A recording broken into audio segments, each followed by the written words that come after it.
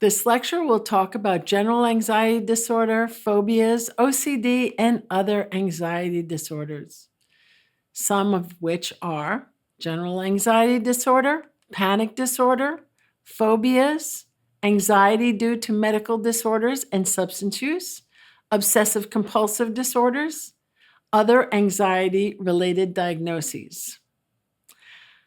About these various anxiety disorders, we also want to learn about coping mechanisms, about defense mechanisms, and about the nursing diagnosis and interventions that we would use.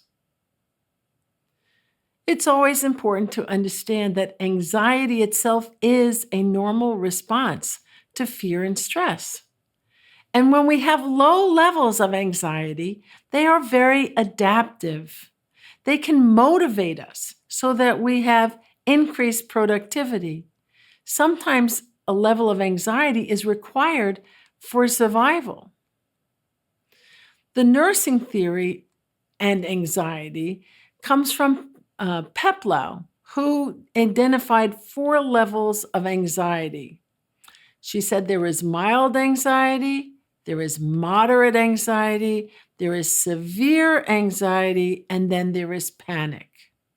And when we're looking at mild and even moderate, they don't necessarily impact our activities of daily living. But when our fear and our anxiety gets to a severe level or to a panic level, there is an inability for us to be able to engage in our activities of normal living.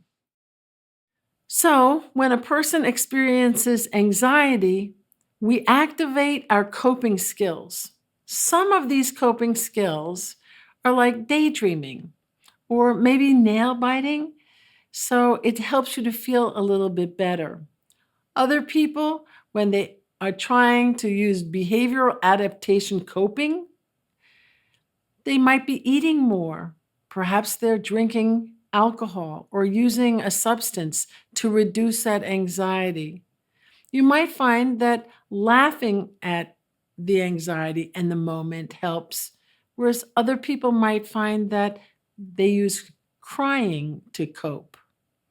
Our coping strategies are very individual, and that the coping strategies that relieve the sense of anxiety, they can become hardwired to us, meaning that we use them without even thinking. They are an intrinsic part of who we are as people.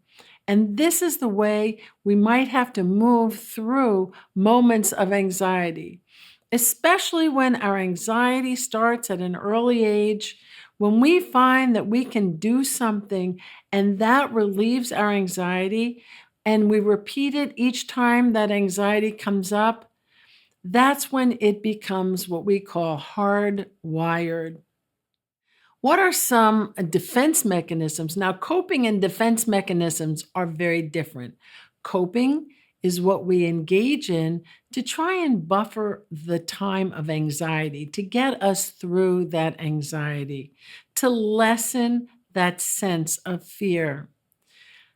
Ego defense mechanisms, on the other hand, is a way that we actually cognitively tell ourselves something like a story, and then we use that to not have to take responsibility for the behavior that this anxiety is causing us.